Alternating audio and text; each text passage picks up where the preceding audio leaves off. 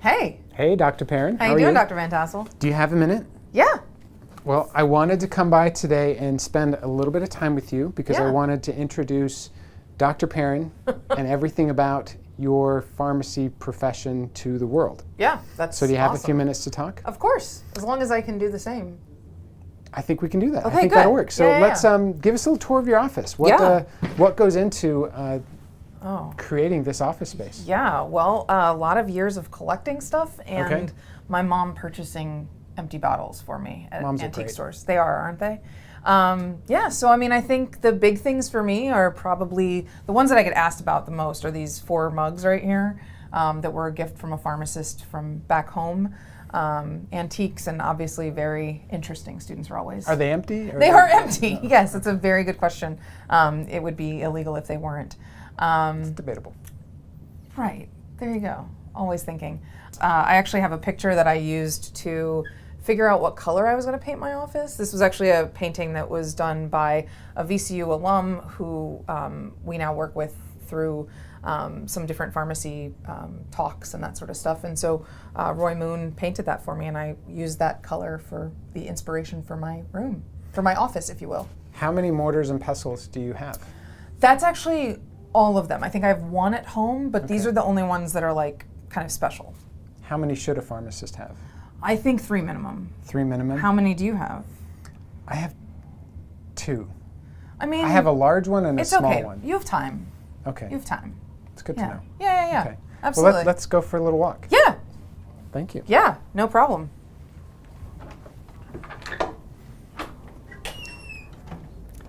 So you've been at VCU for a while. Yeah. Tell me almost about 6 years. That's great. Mm-hmm. Tell me about fun. one of your coolest projects that you're working on right now. Right now, I think the big one that we have going on right now is the PALET program, which is, it's an acronym, but basically what we're doing is pairing older adults from the community, from the Richmond area, with students who are in the health sciences. And we've done this for several years now, and I think the biggest thing that we find is that, students really feel like they can see themselves growing older over time, like they can see themselves beyond 40 or 50. And they also have less of a fear of aging related to that. And the same is true actually for the older adults that we pair them with to do art projects that. So what do you do in the PALET program? Thank you. So the PALET program pairs older adults with students to create art projects. So it's almost like an opportunity for both groups to learn together something that's unfamiliar to them. So you would actually, if you were a student, your pal, your partner in arts learning, would actually be someone who's probably 2 or 3 times your age, but it gives you an opportunity to really spend some time with someone that maybe you wouldn't have crossed paths with otherwise. So it's a good opportunity for our students, I think, to, especially those who are interested in going into geriatrics, great opportunity to learn a little bit more about older adults and what makes us more alike than different. Now, being a geriatric-focused pharmacist, do you have a particular drug that is frequently your nemesis that you find yourself combating on a routine basis? Absolutely. Diphenhydramine. I will never get an endorsement from any company that uses that product because there's nothing good that can come from diphenhydramine in an older adult. With the exception of an allergic reaction. We do use diphenhydramine for allergic reactions, but the side effects are pretty significant with that drug. And so part of my goal in getting students out of the pharmacy school is that they will know why diphenhydramine can be dangerous in older adults. Great. How about you? What are you working on right now that you're excited about? We have a lot of fun projects going on right now. One of the studies that we're doing right now is we're working with data sets that have been made available by the NIH, and we're starting to go through those data sets to figure out if we can identify new ways of evaluating response to treatment. For example, when a patient is put on a blood pressure medication, how do you know if those patients are likely to achieve the benefits that are reported by other studies? We take blood pressure medications not necessarily to lower blood pressure, but to prevent heart attacks and strokes and kidney disease. So how can we better anticipate which patients are actually going to receive that benefit? It's a project kind of unique to pharmacy, but it allows us to get our hands on some rather good-sized data sets and do these analyses. It's been a lot of fun. That's great. And have you always known that you wanted to go into research, or is that kind of something that happened over time? I think I've always known. I think that to have a career in research, you have to be curious. We always joke with our trainees that if you want to do well in research, you have to be able to come up with at least 30 bad questions every day. So if you can come up with a lot of bad questions, then eventually you'll run into some good questions. It's great. And that's how you get started. Yeah, that's really cool. I would definitely describe you as curious. So I think it's a fitting place for you. Thank you. You're welcome. Yeah. And you definitely come up with at least 30 bad questions a day. I'm really good at bad questions, Yeah. so it's a good skill set to have. That's good. That's good. So, speaking of bad questions, Yeah. what would you say is that one thing about pharmacists that most people don't understand?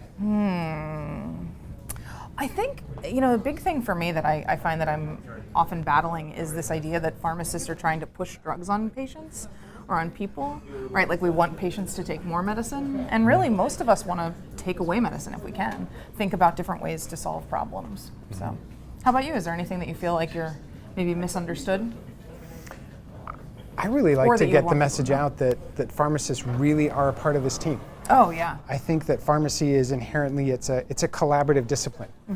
It's not something that should necessarily stand on its own as being separate from the rest of the healthcare team, but it's integral to whatever everybody else is doing. Yeah. Wherever we're using medicines, there's a role for a pharmacist. So I think that just getting that message out that it's the profession of pharmacy really follows wherever the medications are being used. And I don't think a lot of people think of it that way. Yeah. But as we get older, as Yeah. we're on more and more medications, I just see the opportunities for pharmacists getting bigger and bigger. Yeah, absolutely. It's a Which good is time great to for get us. into- yeah, absolutely, absolutely.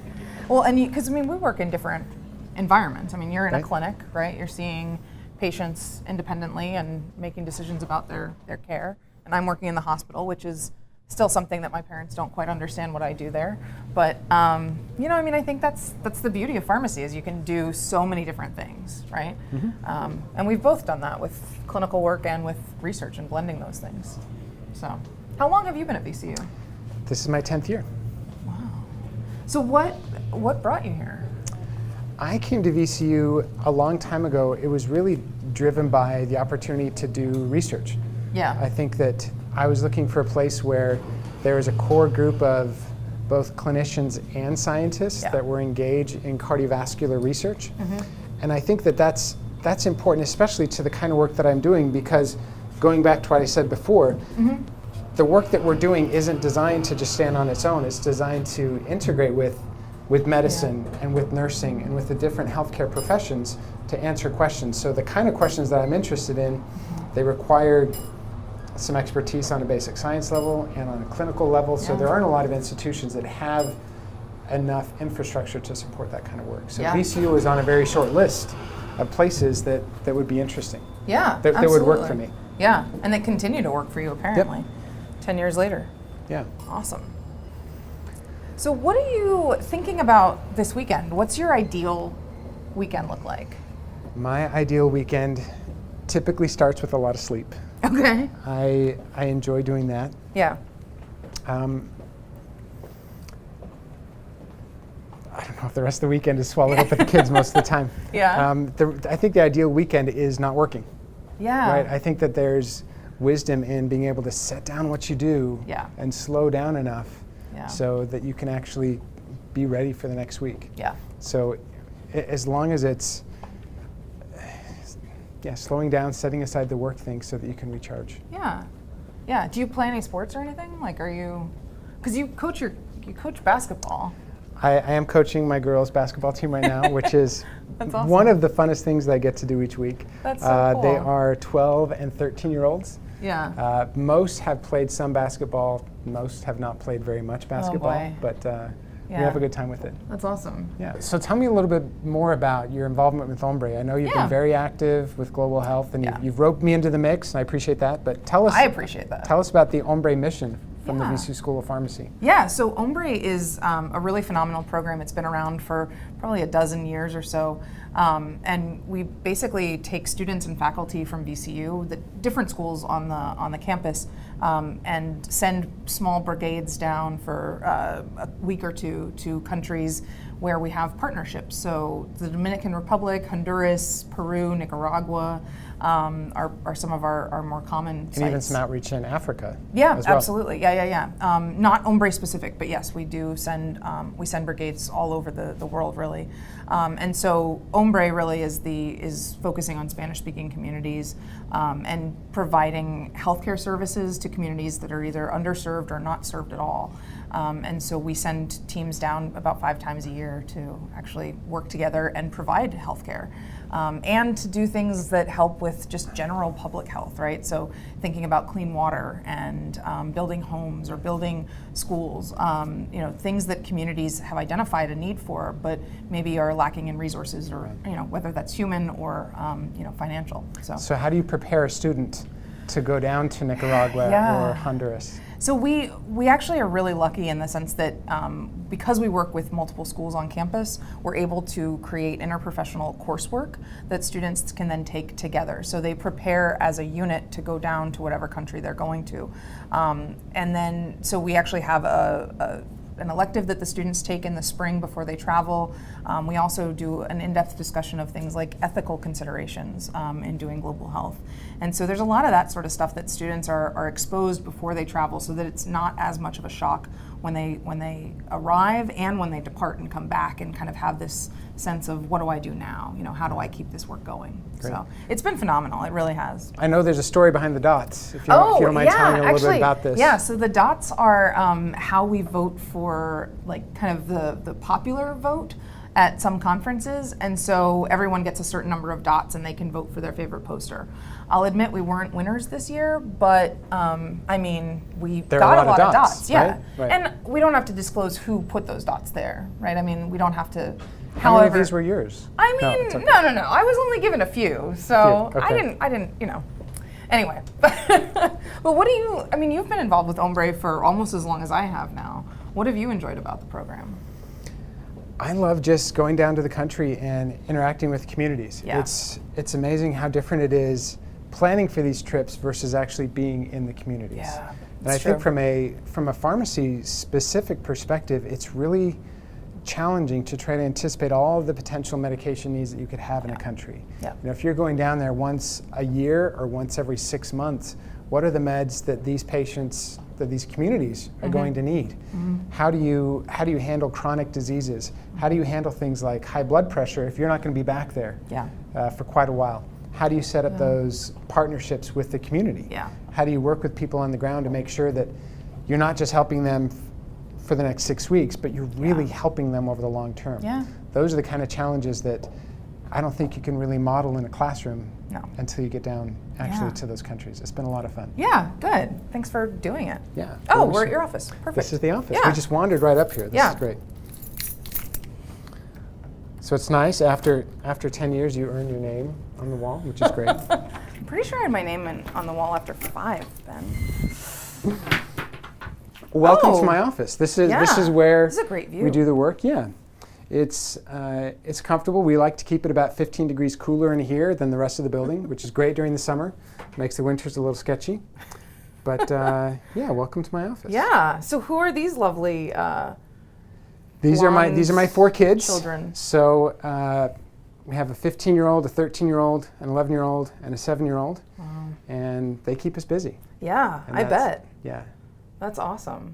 And then obviously one of them made me a big dad poster, so I like to hang that up in my office. It always reminds me, who I am. This is some of the artwork that my kids put together. That's really cool. And I think at the end of the day, art is, the purpose of it is to take you to a different place. Huh. So here, even if whether it's a 3-year-old making it or a professional artist, I think have something there that can help give me a little break from what I'm working on. Yeah, that's awesome. Is one of these done by a 3-year-old?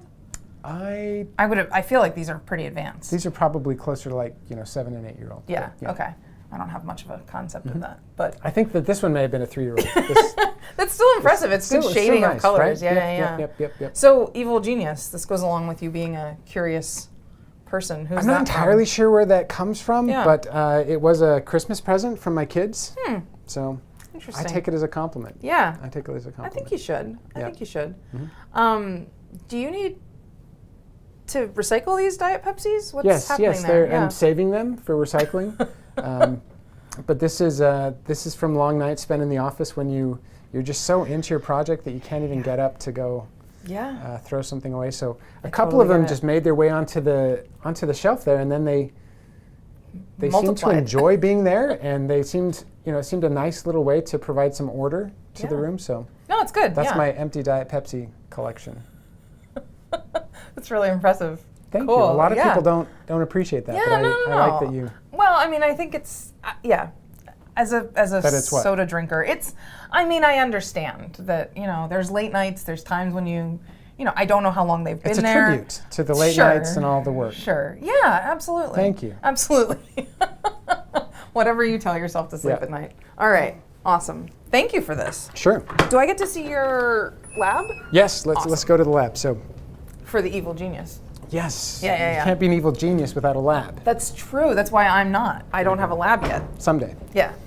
So, the lab is part of work that we do both here in the School of Pharmacy and with the School of Medicine. Oh, yeah. Okay. So we have projects where we're looking at a lot of different models of heart disease. And unfortunately, by the time heart disease occurs and is happening in a patient, it's sometimes very difficult to study what's going on in the heart. We can't just take biopsies of the heart. We can't cut out pieces of the heart and look at it under a microscope. So we try to create models that can do that in cells or in mice. Yeah. So a lot of what we do over in the lab deals with some of these mouse studies that we've been doing. That's cool. Yeah. Awesome. Yeah. Have you always done lab work and clinical work, or is that something that kind of has come out in the last few years? No, I've always tried to do a little bit of both. I think that pharmacy is one of those disciplines that sits in between and helps connect a lot of the other disciplines. Yeah. So I think that with the training that we get in basic pharmacology and chemistry and the clinical use of drugs, we're kind of ideally trained to do this kind of integrative research that combines different disciplines. Yeah. And it's one of the reasons that we started this pharmacy fellowship just a few years ago, because we think that more and more pharmacists should be getting involved in this kind of work. Yeah, that's awesome. Yep. Got to keep my code secret. Awesome. Thanks. Oh, this is nice. It's more of a minimalist decorating design. Where it's not too full right now. Mostly we're working on immunohistochemistry right now, which is where we're staining different portions of the heart to show us which portions of the heart are healthy and alive and which portions have been damaged. So you can actually, if you just pull one of these slides, these are little cross sections of mouse hearts. Oh, wow. And so you can see that there's little, we can set this one down. Sure. So the little circle right there is literally the heart. So the big circle is the left ventricle, and then this little kind of crescent-shaped feature on the side is actually the right ventricle. It's much smaller than the left. And depending on the thickness of those walls and where the walls start to seem more thin, we can get a sense of where the damage occurred after a heart attack. You can even see the little papillary muscles sticking out there a little bit. Wow. So anyway, these are very, very thin slices, and you put these under a microscope and you can start to see the very detailed structure of the heart. That's cool. I like it. So, I think more than a lot of people, you're doing this blending of clinical work, lab work, teaching. What do you, how do you explain to people what it's like to be a professor, or why you're a professor here at VCU? I think I'm a professor because this is the only place that I could think of where I get to do all the things that I enjoy.